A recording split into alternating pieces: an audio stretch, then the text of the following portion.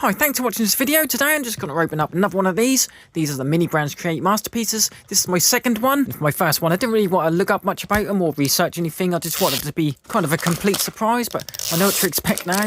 If you do look at the previous video of these, I did get 3 canvases, but as you can see there, that does say 2, but I'm not going to complain. But here we go anyway. This is our second one, and it looked like we've got 4 bags there, but let's have a look at this first. As you can see there's 2 legendary ones. There's a Banana Tape to Wall and Starry Night.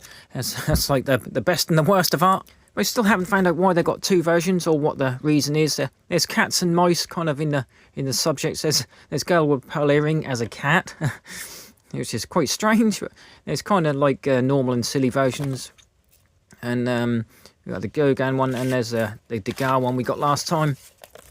And the instructions, just in case you haven't opened one of these, you just want to look. You get the easels, the museum crates. We had the museum crate in the last ball. I don't know how many accessories there are, how many different types. There's over 50 paintings, so not sure if there's over 50 accessories, but we'll see. But let's get on with our first bag. And it does feel like a painting. There's a frame and the stretcher.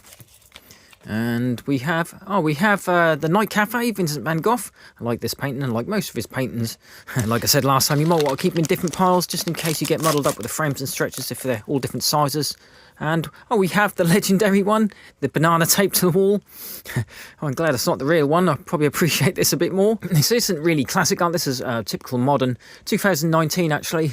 Modern, well, if you call it art, but the creator of these did call them comedy for some reason. And there was a lot of controversy, a few stories about these, and I think there was 3 of these made. But I guess they're quite simple to make. I think one went for about 120, one went for 150,000, and then one for over 6 million, something crazy like that, which is just absolute madness. Honestly, I do think that's a shame on the critics, the press, and the public collectors, really, for entertaining the idea. That does make me angry, but anyway, we've got another modern piece next. So 1930s this was, and I'm not sure if that's too much of an improvement, but that's got that little addition of a mouse, but we'll talk about that in a minute. Let's just have a look at our little magnifying glass.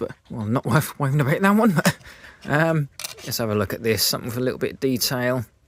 There you go, it kind of works. As you can probably see, these little paintings, they're kind of like an embossed, like imitating brushwork, a little bit kind of raised detail. It's quite clever. That do look like a little painting. Like I said, that's good if you haven't got much wall space. And this is our accessory. I thought this did feel a bit different. That's an easel. That's packed separately as well inside the bag.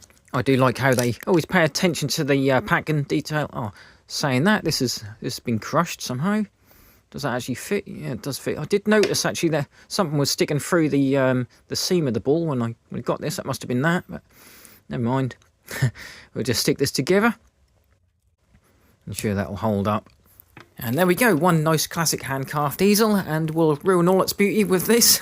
But let's just carry on. We're going to stretch and frame our Vincent van Gogh, the Night Cafe painting. And I didn't really need to keep this separately because I see any stretcher and frame that's this size. Little tip, just jam it on a table while you're stretching the top half. That's quite good sticky stuff on the back of these canvases, so, and the frame holds it all in place anyway. That does look really nice. A little miniature Van Gogh painting. And here is the original one from 1888. I think they've done quite well reproducing these. I think they've adjusted the colour a little bit to what they probably would have been like. And paintings always do look a bit better when they're shrunk down, as you'd normally see them in books and stuff, and they always look better in a frame. But there you go, nice little miniature Van Gogh.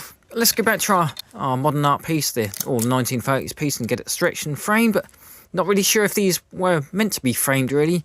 I have seen it in a white frame, but I don't think it really suit frames. But if it does have to have one, I think that should be black like this. But I do kind of struggle with the idea of calling things like this talent. I know some people don't, I don't know. But I know the act of putting brush to canvases there, but I think anyone can really do this on a 45cm square canvas. But when a £50 million price tag is added to the equation, of, things change a bit, and professors and critics come out and they claim demonstration of things like asymmetry and relational opposites and signifying balance, tension, and dynamic forces and all that. But that is really a shame on them for lapping it up and encouraging it. But we're not going to pay anything like that for enjoying all this today. These are about £8 here in the UK, and they are good fun. And I'm just going to add the ones from the other day here, but I can't really stand them up.